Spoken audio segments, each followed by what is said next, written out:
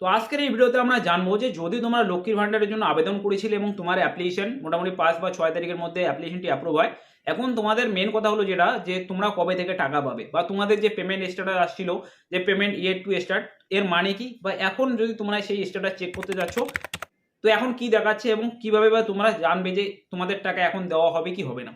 তো আজকের এই ভিডিওতে আমি পুরো বিষয়টা আমি তোমাদের সঙ্গে তুলে ধরবো।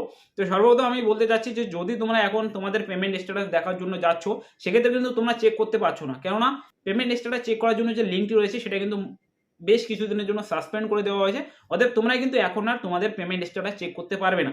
এমনকি তোমরা তোমাদের যে অ্যাপ্লিকেশন স্ট্যাটাস, যে তোমাদের অ্যাপ্লিকেশন অ্যাপ্রুভ হয়েছে কি হয়নি, সেটাও কিন্তু তোমরা এখন আর চেক করতে পারবে না। তো যাদের পেমেন্ট ইয়েট টু স্টার্ট অ্যাপ্লিকেশনে ছিল, অতএব তোমরা যারা 5 বা 6 বা 7 তারিখের মধ্যে তোমাদের অ্যাপ্লিকেশন অ্যাপ্রুভ হয়ে গিয়েছিল এবং তোমাদের পেমেন্ট স্ট্যাটাস আসছিল যে পেমেন্ট ইয়েট টু স্টার্ট, তাদের যে লেটেস্ট যে স্ট্যাটাস সেটা হচ্ছে যে তোমাদের কিন্তু পেমেন্ট প্রসেসিংয়ে চলে গিয়েছে। অতএব সম্ভবত এই মাসে কিন্তু তোমাদের টাকা দেওয়া হতে পারে। তো এই মাসে কিন্তু তোমাদের টাকা হয়তো দিয়ে দেওয়া হবে। তো এই মাসে হয়তো তোমাদের টাকা দেওয়া হবে, বাট কিন্তু তোমরা এখন আর তোমাদের যে পেমেন্ট স্ট্যাটাস রয়েছে সেটা তোমরা চেক করতে পারছো না। তো আশা করছি ভিডিওটি তোমাদেরকে ইনফরমেটিভ লেগেছে। ভিডিওটি যদি ভালো লেগে থাকে ভিডিওটিকে অবশ্যই লাইক করে দেবে।